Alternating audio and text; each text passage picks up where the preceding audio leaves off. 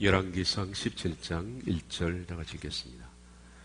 길르앗에 우거하는 자 중에 디셉 사람 엘리야가 아합에게 말하되 내가 섬기는 이스라엘 하나님 여호와께서 살아계심을 두고 맹세하노니 내 말이 없으면 수년 동안 비도 이슬도 있지 아니하리라 하니라. 아멘.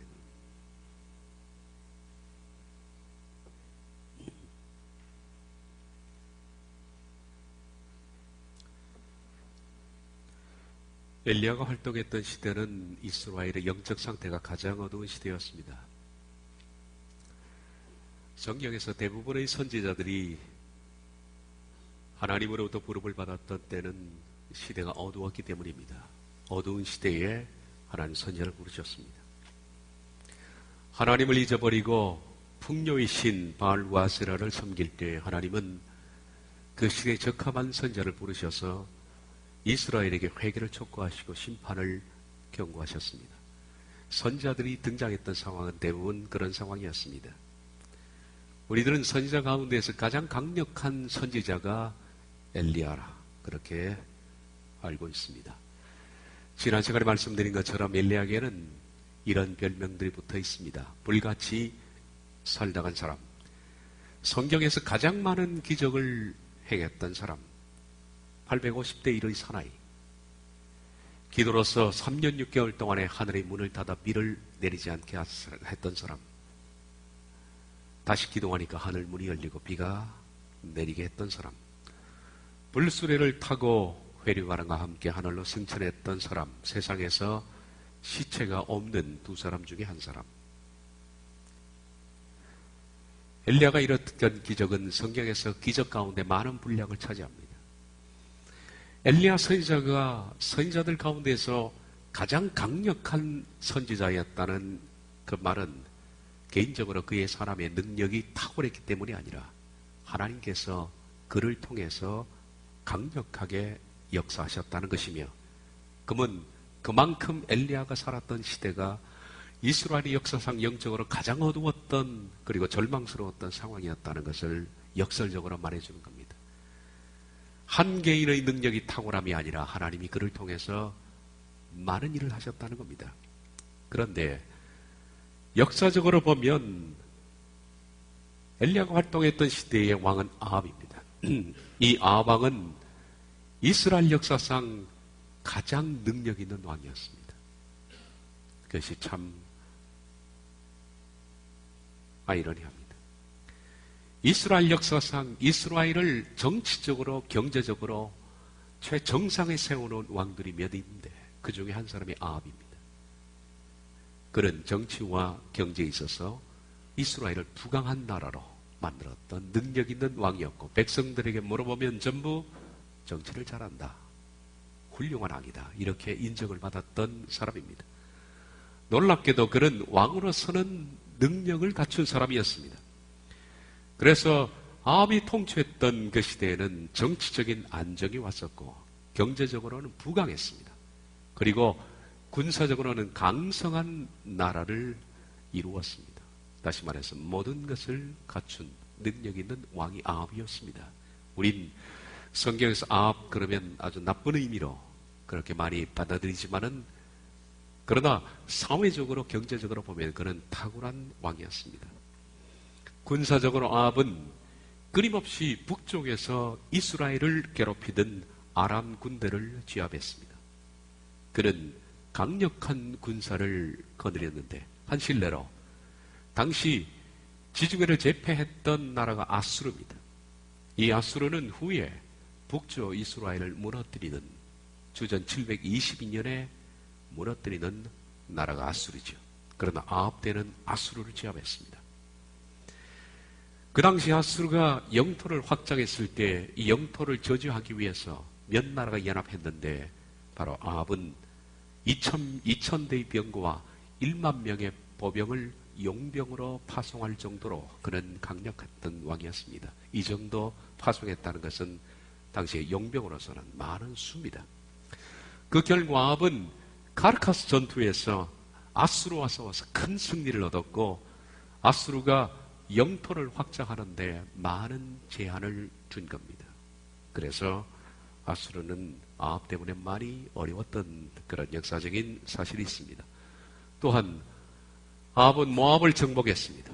정복해서 식민지로 삼았고 이스라엘을 식민지 영토까지 확장시켜서 강북쪽으로 이주시킨 사실도 역사는 기록하고 있습니다. 경제적으로도 아합은 굉장히 부강한 나라를 이루었습니다. 원래 아합의 아버지가 오므리입니다. 이 오므리 왕 때는 놀라운 지적들이 많이 있었고, 오므리는 물론 시므리라는 왕의 반정을 통해서 쿠데타를 일으켜서 왕권을 잡은 사람이었고, 오므리 왕가의 2대째가 아합이었습니다. 오므리가 시작했고, 아합은 군사, 정치, 경제적으로 꽃을 피운 왕이라 그렇게 볼 수가 있습니다. 오므리 왕은 경제적으로도 굉장히 해안이 밝았습니다. 그래서 그의 아들 아합을 그 당시 강력했던 두로와 시돈의 왕이었던 엣바르의 딸 이세벨과 정략 결혼을 시키게 됩니다. 이로 인해서 오므리는, 아합의 왕 아버지 오므리는 경제적으로 많은 국익을 얻을 수가 있었다는 얘기입니다. 두로는 이스라엘과의 교육을 통해서, 두로에게는 부족한 것이 농산물이었습니다. 이 농산물을 이스라엘로부터 수입할 수 있는 판로를 확보할 수 있게 되었고, 두로는 또한 북이스라엘을 경유해서 다른 여러 나라들과 무역할 수 있는 그런 기회를 얻게 된 겁니다. 반면 북이스라엘은 두로의 엣바르의 딸 이세벨을 며느리로 둠으로 말미암아서 두로와 시돈에 이스라엘의 풍족한 농산물을 수출을 해서 막대한 부를 얻을 수 있게 된 겁니다. 윈윈을 한 얘기입니다. 이것이 아합이 엣바르의 딸 이세벨과 정략 결혼을 하게 된 이유였습니다. 이렇게 해서 오므리의 아들 아합에게는 그 시기에는 상당한 물질적인 번영을 누리게 된 겁니다. 아합의 물질적 풍요가 극에 달해서 그때는 그들이 어떤 식으로 일을 했느냐면 새 수도를 건설하게 되었습니다. 그것이 바로 사마리아 성입니다. 나중에 사마리아 성은 북쪽 이스라엘이 아수르에게 멸망하면서 사마리아를 혼혈적으로 만들어서 이스라엘에게는 사마리아 사람은 상대하지 않았던 그런 얘기들이 있습니다. 사마리아 성 안에 있는 바로 시칼이라는 성에 예수님께서 들어가셔서 수가성 여인을 만나는 장면이 요한복음에도 기록되어 있습니다. 바로 그 북쪽의 수도가 오므리 때 시작되었고 아합 때 완성된 사마리아 수도입니다. 수도 건설은 언제나 어려운 겁니다. 오므리는 이 놀라운 수도 건설을 시작했고 아합에 의해서 완공됐습니다. 그렇게 건설된 수도는 당시 이 사마리아 수도는 그 주변에 있던 모든 국가들이 그 위엄과 화려함과 찬란함에 놀라서 압도됐다 할 정도로 탁월한 시설을 갖춘 수도가 사마리아입니다.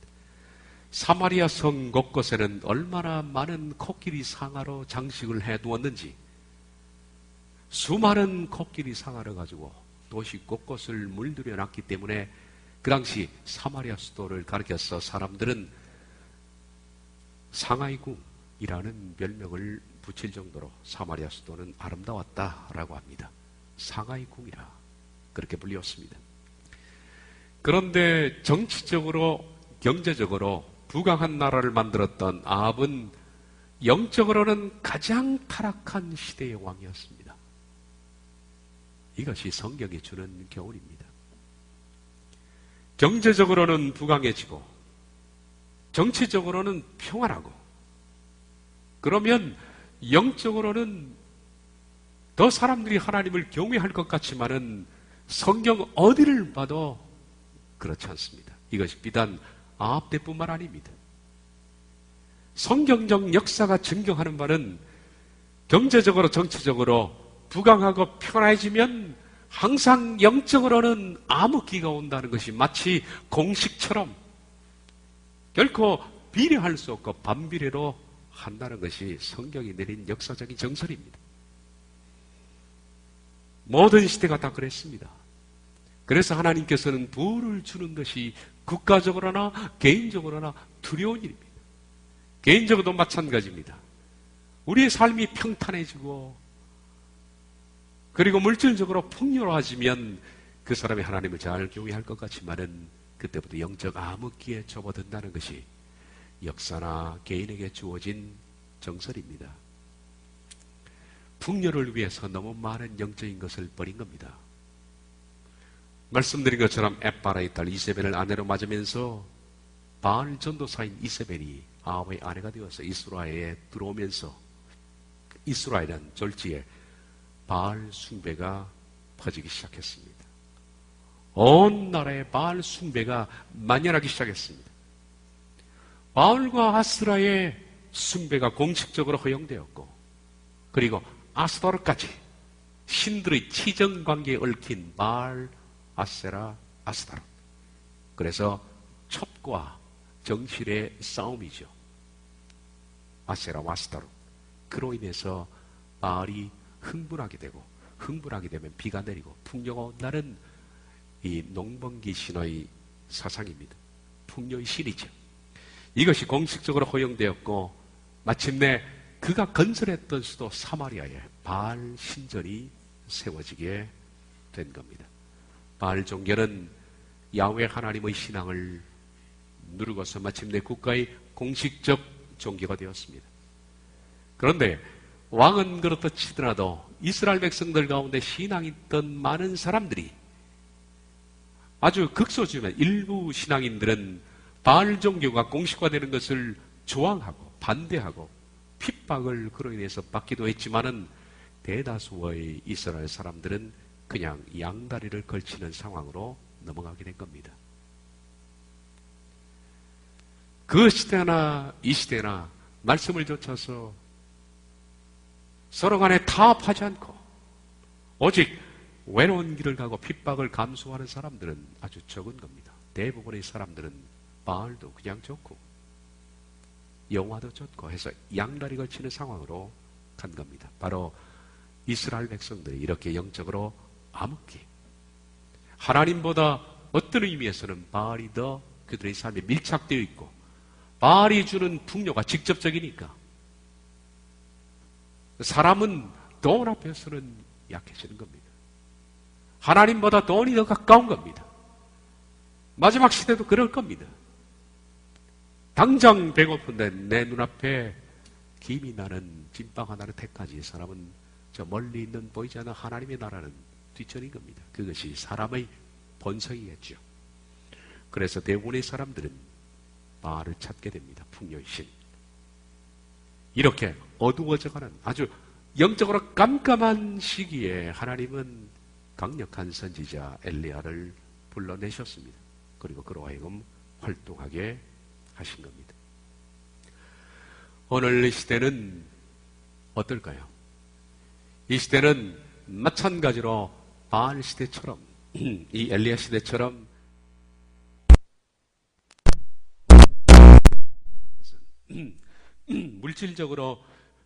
물리적으로 빛이 어두울 때는 사람들이 어둡다는 것을 인식합니다. 그러나 영적으로는 어두워지면 사람들이 어두운 것을 잘 모릅니다. 오히려 자기는 밝다라고 생각합니다. 시험 들은 사람의 공통적 특징도 마찬가지입니다. 시험 들게 되면 내가 시험에 빠졌다라는 사실을 모릅니다. 그것을 인식할 때는 이미 늦은 겁니다. 많은 신앙이 파괴된 후에 내가 시험에 들었구나 하는 것을 압니다. 그 사람이 강팍해지고 교만해지면 내가 강팍하고 교만한 것을 아느냐? 모릅니다. 본인은 가장 판단이 옳고 가장 정확하고 가장 예리하고 가장 명철하다고 생각합니다. 내가 교만했구나 하는 것을 알 때에는 이미 범죄한 후에 한참 지났던 때입니다. 이상하게 물리적으로 어두울 때는 어두운 것을 인식하지만 영적으로는 어두울수록 사람들은 자기가 밝다라고 생각하는 겁니다. 이게 문제입니다. 이 시대 많은 그리스도인들은 나는 바로 믿고 있다라고 생각합니다. 그러나 엘리야 시대만큼 이 시대는 어두운 시대인 것은 분명합니다. 그 시대처럼 이 시대도 마찬가지로 바알과 아세라 곧 풍요의 신을 섬기고 있습니다. 곧 번영주의입니다. 온 교회에 물들어 있는 이 번영주의.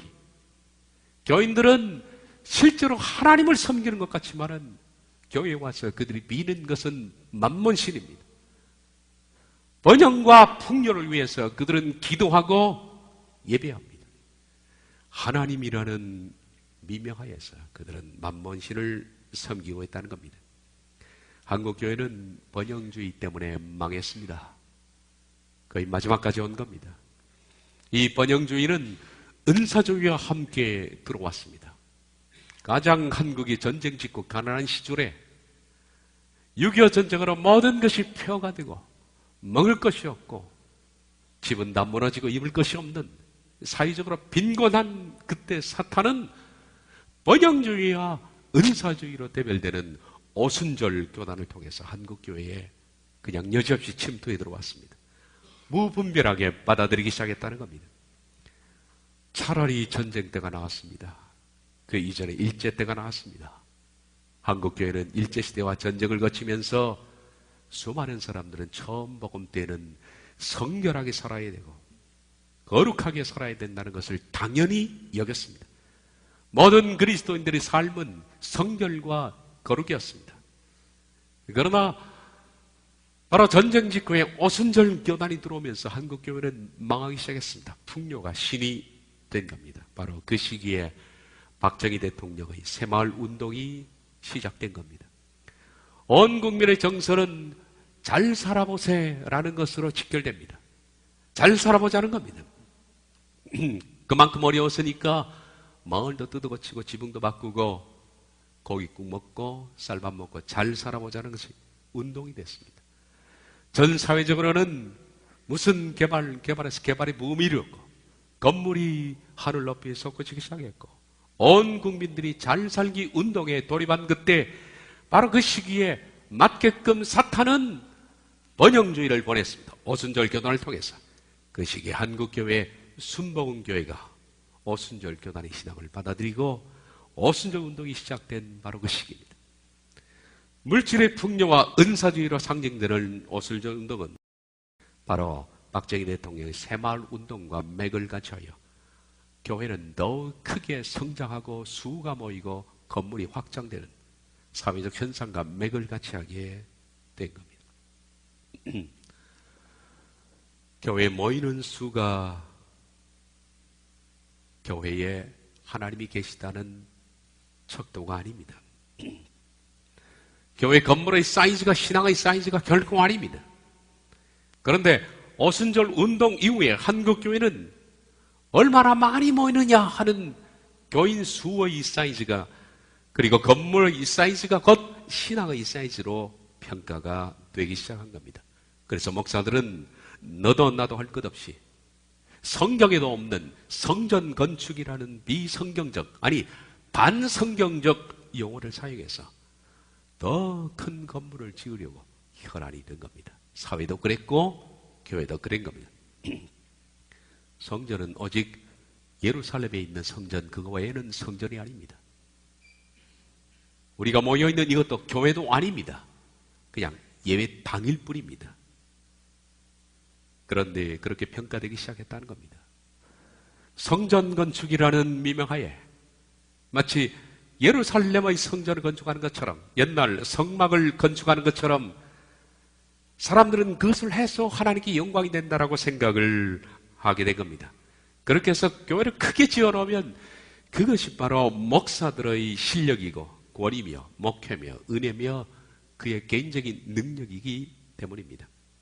큰 건물과 그리고 사람들이 모이는 수로 목사는 대접받고 존중을 받습니다. 그것은 지금도 계속됩니다. 사람들이 제게 묻습니다. 목사님 교인은 얼마 됩니까? 참 껄끄러운 질문이지만은 그래도 묻는 사람 성의를 생각해서 얼마 됩니다. 그러면 저를 아주 우습게 봅니다. 교인들도 마찬가지입니다. 큰 교회 목사들 앞에서는 덜덜 떨면서 말 한마디 붙이지를 못합니다. 개척교회 목사는 아주 우습게 여깁니다. 이것이 만연된 시대에 우리가 살고 있는 겁니다. 여러분도 모르는 사이에 그것이 여러분의 몸속에 배어 있는 겁니다. 교인들은 그런 성전을 짓기 위해서 헌신하는 것이 곧 나의 신앙의 표현이고, 그렇게 성전을 지으면 하늘나라의 상급이고, 그것이 내 속의 은혜고, 그리고 충성심이 되며, 그렇게 충성해야만 나와 내 후손이 복을 받는다라고 생각하는 겁니다. 사람들은 제게 또 묻습니다. 목사님, 교회는 어디입니까?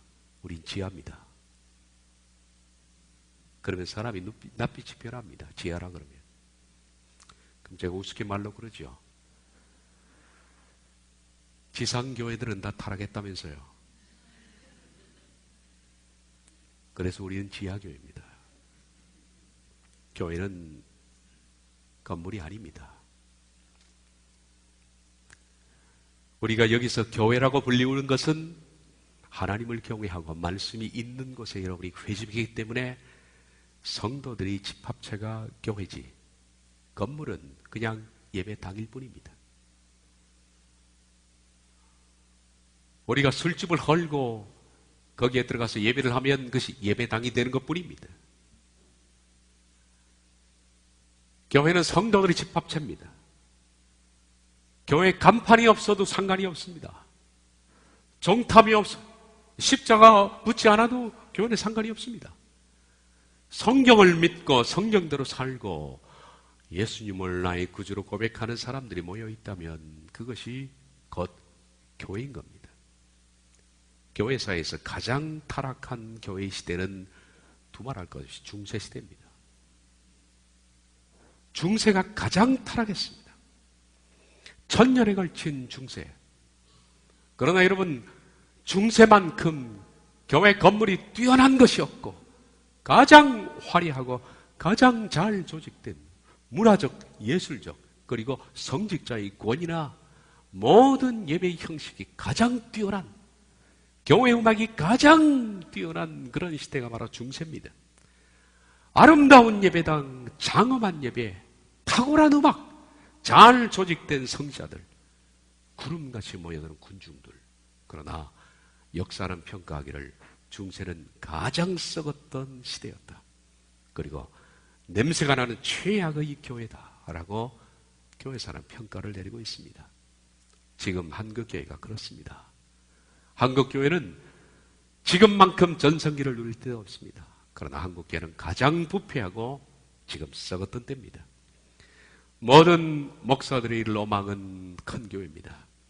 그러나 크고 화려한 예배당에서 잘 조직되고 화려한 영상과 음악, 그리고 수많은 교인들이 넘쳐나도 그 속에 여전히 죄악이 들끓고 교인들이 욕망의 바닷물 속에서 헤엄을 치고 있다면 그것은 썩은 집단이지 결코 교회가 아닐 겁니다. 참교회라는 것은 들판이든 가정이든 산이든 바다든 예수님의 이름으로 모여서 말씀으로 회개하고 변호하여 주님을 닮은 사람들이 모여있는 그것이 교회입니다. 교회는 목적이 건물을 짓는 것이 아닙니다. 우리가 하나님을 신앙하는 것은 건물을 짓는 것이 아닙니다. 화려하게 꾸미는 것도 아닙니다. 그걸 위해서 여러분이 헌신하라는 얘기도 아닙니다. 그 예배당 안에서 아름다운 노래로 예배하는 것도 아닙니다. 각종 프로그램들이 잘 조직되어 있어서 각종 부서들이 훈련된 사람으로 열심히 아이들을 가르치고 활동하는 것이 아닙니다. 그들이 성경 얘기를 잘 듣고 탁월한 프로그램을 통해서 아이들이 성경을 많이 깨우치는 것도 아닙니다. 신앙이라는 것은 하나님 안으로 들어가는 관계성의 문제일 뿐입니다. 하나님의 품속에 들어가서 그분의 성품으로 자라나는 것이 신앙이지, 학습된 프로그램을 통해서 종교인이 되는 것이 신앙이 아니라는 겁니다. 한국교회는 너무 멀리 온 것 같습니다. 멀리 와도 너무 멀리 왔습니다. 그 가운데는 잘못된 구원론이 있을 겁니다.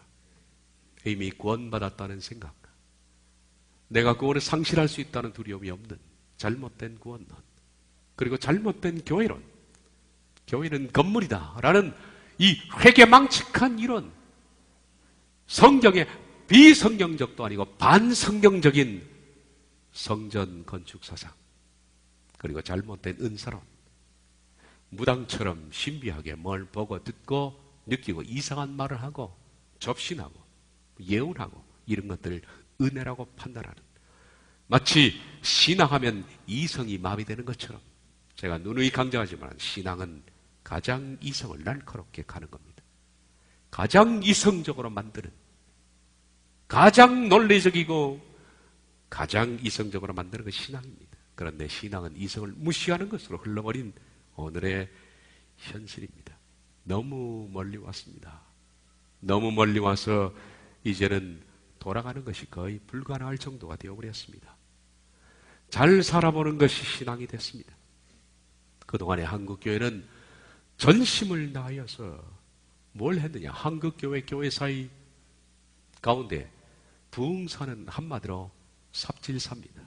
삽질하느라고 온 힘을 다 쏟아부은 겁니다. 삽질이 곧 신앙이 되어버렸습니다. 건물을 짓는데 헌신하는 것이 신앙의 척도가 되어버린 겁니다. 잘 사는 것이 신앙의 결과가 되어버렸습니다. 그러다 보니까 신앙의 본질, 곧 내면의 집을 짓는 것입니다. 마태복음 7장에도 예수님께서는 반석 위에 지은 집, 내면의 집입니다. 심령에 대해서 말씀하셨고, 바로 그 심령, 곧 자신 속에 내면의 집을 짓는 것이라는 것을 들어본 적이 없고 배운 적이 없습니다. 신앙이라는 것은 본질적으로 자신 속에 어떤 사람이 되느냐 하는 내면의 집을 짓는 문제인데, 그저 건물을 짓느라고, 프로그램에 들어가서 활동하느라고, 열심히 교회에서 땀 흘려 일하면 곧 신앙인 줄 생각하고 자신을 돌아볼 여력이 없는 겁니다. 아니, 냉정히 말하자면 대부분의 사람들은 신앙이 뭐냐 하는 것조차도 거의 모르고 있다라고 말할 수가 있는 겁니다. 그 정열과 에너지를 내면의 집을 짓는데 쏟아야만 했는데, 그리스도를 닮도록, 자기를 처사복종시키도록, 십자가를 지도록, 성령의 열매가 맺히도록, 이 세상을 나그네요 외국인으로 살도록 그렇게 가르쳐야만 했는데, 교회는 오히려 이 세상에 잘 사는 법과 정착하는 법, 그리고 비이성적이 되는 법, 믿지 않는 사람도 믿는 사람 보면 미쳤다고 평가하는, 그걸 신앙이라고 조언하는 이런 이상한 속으로 들어가는 것, 잘 먹고 잘 사는 것, 그런 것들을 간증이라고 내놓고, 간증이라는 것은 하나님께서 내게 얼마나 기적을 행하셨는가 하는 것이 간증이 척도가 되어버린, 신앙 간증이라는 것은 그것이 아니죠. 하나님께서 내가 믿었더니 나에게 얼마를 해주셨고 어떤 놀라운 일을 베푸셨는가 하는 것은 간증거리가 아닙니다. 부끄러워해야 합니다. 간증이라는 것은 내가 얼마나 부수어졌느냐, 얼마나 잘못된 것을 깨닫고 나를 깨뜨렸냐, 그것이 간증인데, 엉뚱한 방향에서 간증은 베풀어지고 거기에 박수를 치고 사람들은 그걸 따라하기 위해서도 기도하고, 이런 현실이 되어버렸습니다. 이 시대는 엘리야의 시대와 흡사합니다. 풍요의 시대입니다. 그러나 영적으로는 빈곤합니다. 아주 빈곤합니다. 너무나 빈곤합니다. 과연 이 시대에 하나님은 아합 시대처럼 엘리야 같은 선지자를 일으키실까? 여러분 어떻게 생각합니까? 이 시대 엘리야 같은 선지자를 일으키실까? 저는 그렇지 않다고 생각합니다. 왜냐하면 이 시대는 엘리야가 와도 변화하지 않습니다. 엘리야가 와도 교회는 듣지 않습니다. 이 시대에 강팍한 사람들, 이 교회는 예수님이 오셔도 듣지 않을 겁니다. 예수님이 오셔도 이단으로 또 죽일 시대가 이 시대입니다. 그러므로 다시는 이 시대에 세례 요한이나 엘리야는 없습니다. 이 시대는 여러분들 각자가 개개인이 엘리야가 되어야 한다라고 생각합니다. 오늘 설교는 지난주에 했던 설교의 마지막 부분을 다시 반복해서 드리고 마치도록 합니다. 하나님께서 왜 엘리야를 부르셨을까? 그는 디셉 촌놈이었습니다. 길르앗 가운데서도 디셉, 길르앗도 저 변방 끝인데 길로아 지역은 여러분 기억하죠? 옛날에 이스라엘 12지파가 요단강을 건너기 전에 땅이 너무 비옥해서 므낫세 반지파가 여기 우리 땅을 해달라라고 부탁했던 그 지역이 길로아십니다. 변방 중에서도 맨 끝입니다. 산골이고 촌락입니다. 그 지역 가운데서도 디셉은 아주 골짜기 중에서도 골짜기. 말씀드린 것처럼 디셉이라는 동네는 엘리야가 아니었다면 성경에서 우리가 전혀 보지를 못했을 정도의 동네. 아무도 이름을 모르는 깡촌 시골입니다. 거기서 태어나서 거기서 자라고 있는 그 청년 한 사람을 하나님께서 집중하셨어요. 그 당시 정치적으로, 경제적으로, 군사적으로 가장 강성대국을 이루어서 모든 백성이 태평성들을 누리고 있지만은 사마리아 수도 성인 가운데 바알 신단을 세우고 거기에 절을 하고 있는 온 국민이 풍요하나 가장 영적으로 도태한 이때 하나님은 저 깡촌의 시골 촌놈 디셉 엘리야를 부르신 이유가 뭘까요? 그는 순박한 사람이었기 때문입니다. 하나님이 기뻐하는 사람들은 바로 그런 시골 사람들입니다. 촌구석에 처박혀 있었던 필부. 왜 이런 하나님은 사람을 스카웃 했을까요? 그래서 역사의 무대의 주인공으로 부르셨을까? 싸워야 할 것이 싼더미입니다. 이스라엘은 너무 잘 살고 있습니다. 사람들은 아무 문제의식도 못 느끼고 있습니다. 모든 사람들이 아합을 존경하고 있고 이세벨을 잘 따르고 있습니다. 그런데 영적으로는 가장 고통스럽고 가장 어두운 시대입니다. 이런 시대에 엘리야 한 사람이 전 국민과 맞닥뜨려 전 국민 대 1로 싸워야 하는, 나중에 갈멜산의 전투에서 850대 1로 싸웠지만은 그것은 850대 1이 정도가 아닙니다. 온 국민을 대상으로 싸워야 할 한 사람을 하나님이 부르셨는데 그는 시키면 시키는 대로 하는, 아무 생각도 하지 않고 마음이 너무 순박해서 하나님이 말씀하시면 그대로 믿고 따른, 어떤 의심도 하지 않고 어떤 다른 생각도 없는 순박하기 짝이 없는 시골 총각 이 엘리야를 하나님이 부르셨습니다. 그의 가슴이 촌놈이었기 때문입니다. 하나님이 기뻐하는 사람들은 대략 그런 사람들입니다. 오늘 교인들의 뭐가 문제일까요? 사람들은 교회를 선정할 때 그럽니다. 교회 교육 시스템이 얼마나 잘 되어 있느냐, 내 아이를 교육 시스템에 좋은 곳에 맡겨야 되지 않느냐, 그렇게 생각합니다. 좋은 교육 시스템 때문에 성도가 못 될까요? 탁월한 교사가 있는 그런 시스템에 아이들을 길렀는데요, 왜 아이들이 지금 이토록 영적으로 어두울까요? 왜 주일학교를 마치게 되면 아이들이 길거리에서 방황이 될까요?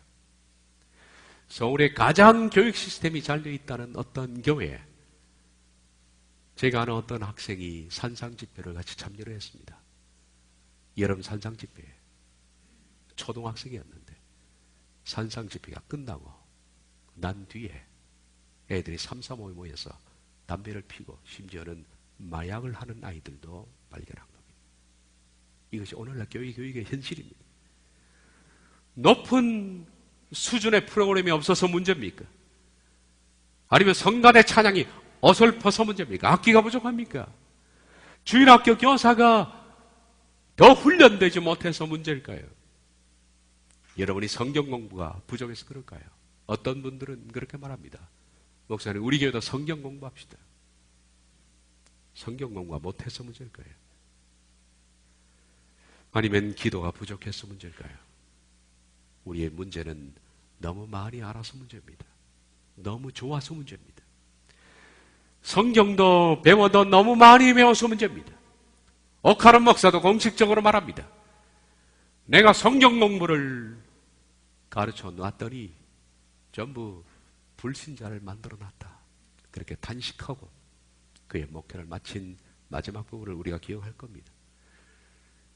제자 훈련을 통해서 사람을 키워놨더니 머리만 커지고 가슴은 적은 기영아가 태어났다는 것이 오카노 목사의 제자 훈련의 결론입니다. 성경 지식은 많아서 머리는 커졌는데 삶은 전혀 성도가 아닌, 너무 기도를 유창하게 해서 문제고, 교회 생활을 너무 세련되게 해서 문제고, 너무 많은 경험을 가지고 있고, 그러나 촌놈의 풋풋한 가슴을 가진 교인들이 찾아보기 힘들어서 문제인 겁니다. 세상에서는 강하고 많이 하는 것이 실력이다. 그것이 능력입니다. 그러나 신앙의 세계에는 제가 말씀드린 것처럼 많이 알고 강한 것은 장애입니다. 그건 장애합니다. 너무 강하고 너무 많아서 문제인 겁니다. 자신이 너무 강해서 기도하지 않습니다. 자신이 너무 강해서 하나님께 간구하지 않습니다.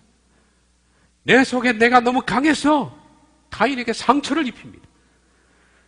너무 풍족해서 간절해지지 않고, 너무 문제가 없어서 하나님께 매달려 기도하지 않는 겁니다. 엘리야 시대 때도 아합은 그랬고, 교회사에도 마찬가지입니다. 성경 이후의 교회사도 마찬가지입니다. 교회사는 교회가 강할 때가 교회의 타락사입니다. 여러분이 교회의 타락사를 보면 항상 직결되어 있습니다.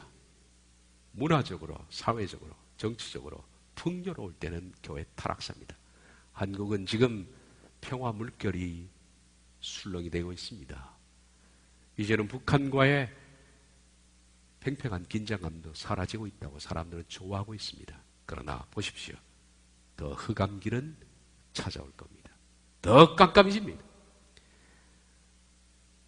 교회사가 번뜩이고 살아있을 때는 항상 역사적으로 핍박입니다.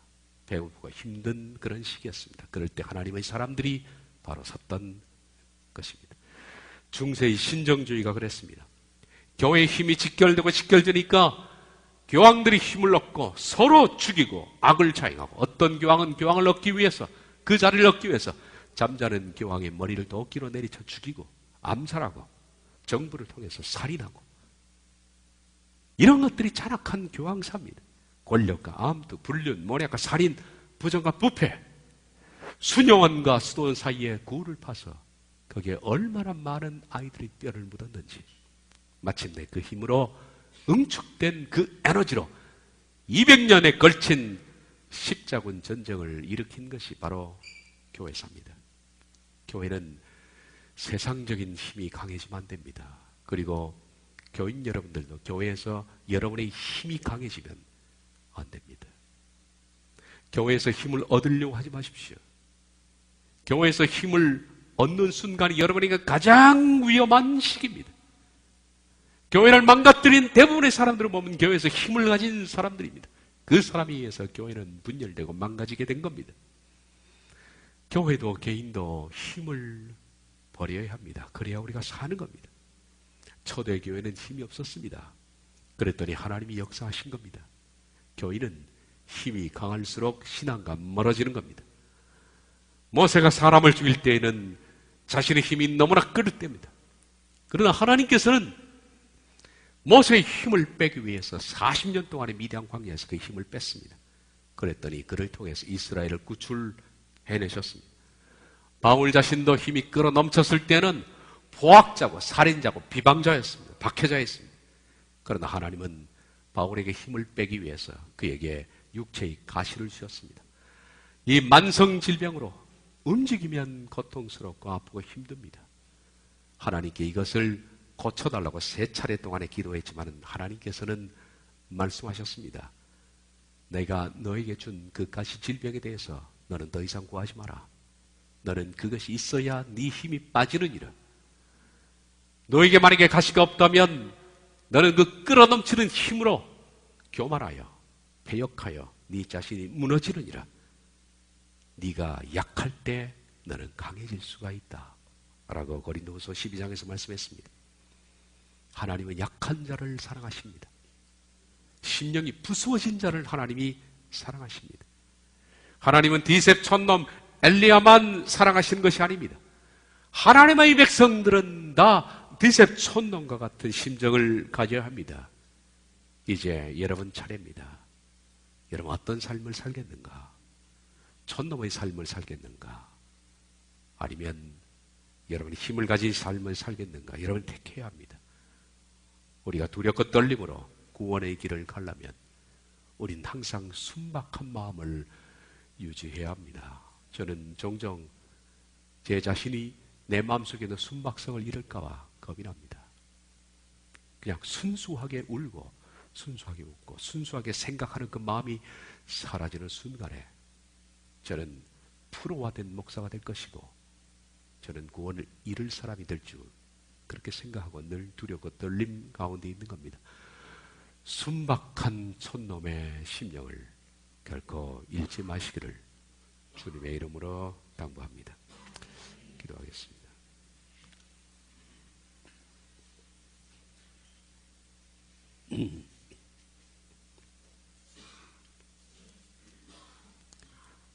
가장 풍요로웠고 가장 문제가 없고 가장 평안했던 시기, 아합의 시기는 가장 타락했던 시기입니다. 세상이 내리는 평가와 하나님이 내리는 평가는 정반대였습니다. 한국은 너무 문제가 없습니다. 그만한 문제조차도 이제는 평화 모드로 바뀌고 있는 이때가 교회로서는 가장 두려운 때입니다.